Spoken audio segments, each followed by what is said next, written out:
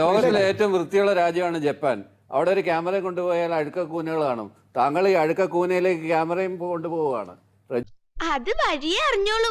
10 കൊല്ലം ശക്തനായ പിണറായി വിജയൻ, ഇരട്ടച്ചങ്കുള്ള പിണറായി വിജയൻ, മികച്ച ശൈലജ, മികച്ച വീണ ജോർജ്, പി രാജീവ്, വ്യവസായങ്ങൾ ഇതിനെ കുതിച്ചു ഒഴുകുകയാണ് കേരളത്തിൽ. പി രാജീവ്, പിന്നെ എം പി രാജേഷ് ആണെങ്കിൽ 10 ലക്ഷം ഫയൽ സെറ്റിൽ ചെയ്തെന്നാണ് പറഞ്ഞത്. എം പി രാജേഷ് സാധാരണ ജനം ദുരിതത്തിലല്ലേ. ഇപ്പം ഞാൻ മുമ്പേ പറഞ്ഞില്ല, തൊഴിലുറപ്പ് പദ്ധതിക്ക് പോകുന്നവർ, കടയിൽ നിൽക്കുന്നവർ, പെട്രോൾ പമ്പിൽ നിൽക്കുക, അവരാണ് ഈ സർക്കാർ ആശുപത്രി ആശ്രയിക്കാൻ പോകുന്നത്. അവിടെ പോകുമ്പോൾ മരുന്നില്ലെന്നേ, അവിടെ ബ്രെഡും പാലും കൊടുക്കുന്നില്ലെന്നേ, അവിടെ സൂചി പുറത്തുനിന്ന് മേടിച്ചുകൊണ്ട് വരാൻ നിങ്ങൾക്ക് തന്നെ അറിയാവുന്ന തിരുവനന്തപുരത്തുള്ള ഹാരിസ് ഡോക്ടറല്ലേ വെളി പറഞ്ഞത്. ആ പറഞ്ഞതിന് ഡോക്ടർ പ്രഷറിലായിട്ട് ആ ഡോക്ടർ അദ്ദേഹം ഒരാഴ്ച സൈക്കാട്രിക് ട്രീറ്റ്മെന്റിൽ പോയ കാര്യം സാറിന് കത്രിക ഫ്രീ ആയിട്ട് കൊടുക്കുന്നു. കത്രിക ഫ്രീ ആയിട്ട് കൊടുക്കുന്നുണ്ട്. 2 കൊടുത്തിട്ടുണ്ട്. ഒരെണ്ണം ഹർഷനയുടെ വയറ്റിൽ വെച്ച് കൊടുത്തു, അത് പിന്നെ അവർ വെളിയിൽ പോയി എടുത്തു. ഇവർ 5 കൊല്ലം ഇതിനകത്ത് കിടന്ന് കറങ്ങിക്കൊണ്ടിരിക്കുക. ഇതിനകത്ത്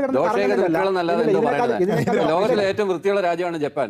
അവിടെ ഒരു ക്യാമറ കൊണ്ടുപോയാൽ അഴുക്ക കൂനകൾ കാണും. താങ്കൾ ഈ അഴുക്ക കൂനയിലേക്ക് ക്യാമറയും കൊണ്ടുപോവുകയാണ്. എന്തോ എങ്ങനെ ഒരു 10 സെന്റിമീറ്റർ നീളമുള്ള ഒരു ലോഹ സാധനം അവനവന്റെ ഉള്ളിലായിരുന്നു തറച്ചിരുന്നെങ്കിൽ നമുക്കൊക്കെ ഈ വേദന മനസ്സിലാവും. അതല്ല ഉദ്ദേശം. ഇവര് പുറത്ത് വന്ന് എനിക്ക് ഇവിടെ സർജറി ചെയ്യേണ്ട, ഞാൻ പുറത്തേ വന്ന് ചെയ്യൂ എന്ന് അവർ പരസ്യമായിട്ട് പറഞ്ഞില്ലെങ്കിൽ പുറലോകം ഇതറിയുമായിരുന്നു. എത്ര പേരുള്ളിൽ കത്രയുമായിട്ട് ജീവിക്കുന്നുണ്ടാവും? PG 50 കൊല്ലം വരെ അത് കിടന്ന കുഴപ്പമില്ലെന്ന് എന്ന് പറയുന്ന ഡോക്ടർമാർ 1-2 നെഗ്ലിജൻസ് വെച്ചിട്ട് അമ്പേ പരാജയം എന്ന് പറയുന്നത് പ്രത്യേക. ജയരാജന്റെ യുക്തി വെച്ച് പറയുകയാണെങ്കിൽ സംസ്ഥാനത്ത് 10 മെഡിക്കൽ കോളേജുകൾ ഉണ്ടെങ്കിൽ ഒരു മെഡിക്കൽ കോളേജിന്റെ കെട്ടിടമല്ലേ താഴെ വീണുള്ളൂ എന്ന് പറയേണ്ടി വരും. കിട്ടേണ്ടതൊക്കെ കിട്ടിയല്ലോ, സമാധാനമായല്ലോ.